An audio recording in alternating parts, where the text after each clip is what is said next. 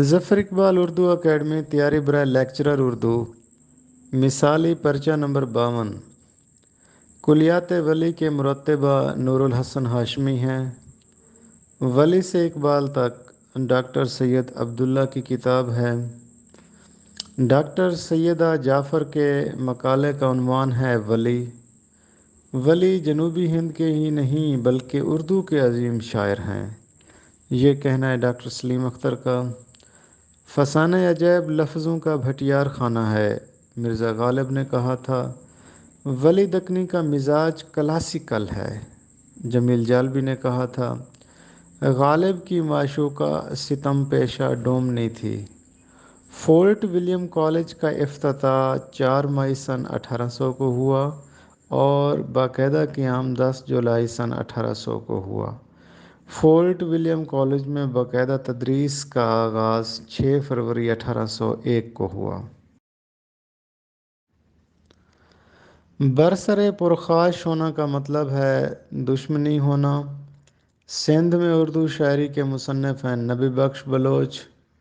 ترقی پسند مصنفین کے پہلے اجلاس کی صدارت پریم چند نے کی۔ فراق گورکھپوری کا اصل نام رگھوپتی سہائے ہے۔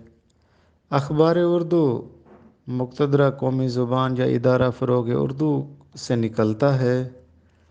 عقل کا اندھا گانٹھ کا پورا، بے وقوف مالدار کو کہا جاتا ہے۔ وکٹ کہانی کے خالق محمد افضل ہیں۔ کتاب نورس مختصر دکنی نظموں کی کتاب ہے اور موسیقی کی کتاب ہے۔ انجمن ترقی اردو کے ماہنامہ ادبی رسالے کا نام ہے قومی زبان۔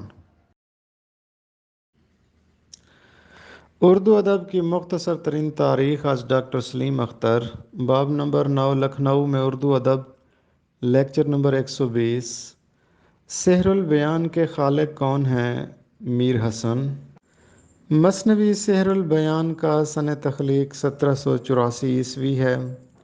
مثنوی گلزار نسیم کا سنِ تخلیق 1838 اور 39 ہے۔ مثنوی زہر عشق کے خالق نواب مرزا شوق ہیں۔ مثنوی زہر عشق کا سنِ تخلیق 1860 عیسوی ہے۔ میر زاہد کی وجہ شہرت حاجب اور طنز گوئی ہے۔ میر زاہد کے اکلوتے فرزند کا نام غلام میر حسن تھا اور یہ میر حسن میر انیس کے دادا بھی ہیں۔ میر حسن کا دور حیات 1727 سے 1786 عیسوی تک ہے۔ میر حسن کی مشہور مثنوی سحر البیان ہے۔ میر حسن نے کل 12 مثنویاں لکھی ہیں۔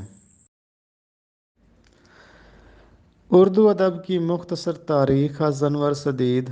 لکھنؤ کے نمائندہ شاعر ہیں خواجہ حیدر علی آتش۔ یہ یک فنے تھے، صرف غزل کہتے تھے۔ ناسک کے بارے میں مرزا غالب نے کہا، دبستان لکھنؤ کے مزاج ساز اور مصلح زبان شاعر شیخ امام بخش ناسک ہیں۔ شیخ امام بخش ناسک کے والد کا نام شیخ خدا بخش تھا۔ ناسک پیدا ہوئے فیض آباد میں۔ ڈاکٹر جمیل جالبی کی تاریخ سے مروزیاں۔ نشاطی کی وجہ شہرت بنیادی طور پر انشا پردازی تھی۔ مثنوی بیراج نامہ یہ سید بلاکی کی مثنوی ہے۔ معراج نامہ کا سنِ تخلیق 1646 عیسوی ہے۔ مثنوی سیف الملوک و بدیع الجمال کے مرتبہ سعادت علی رضوی ہیں۔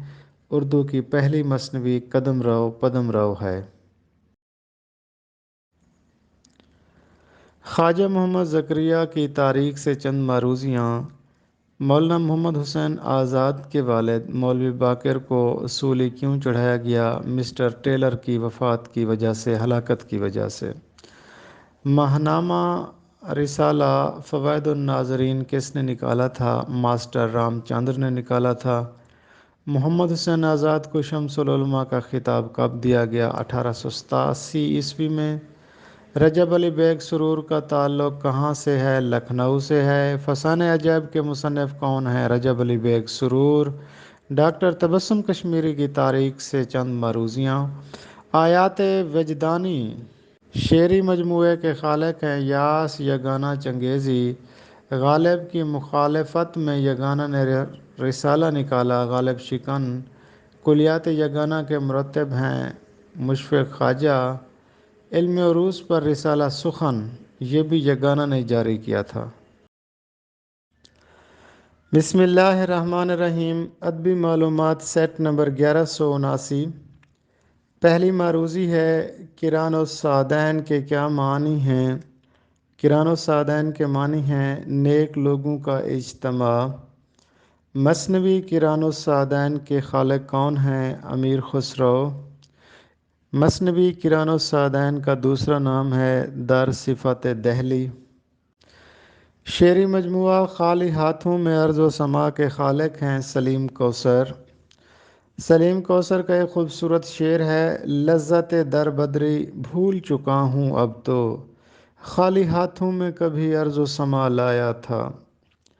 قصیدے کی ضد ہے حجو۔ مشہور ادبی رسالہ شاعر بھارت کے شہر ممبئی سے نکلتا ہے۔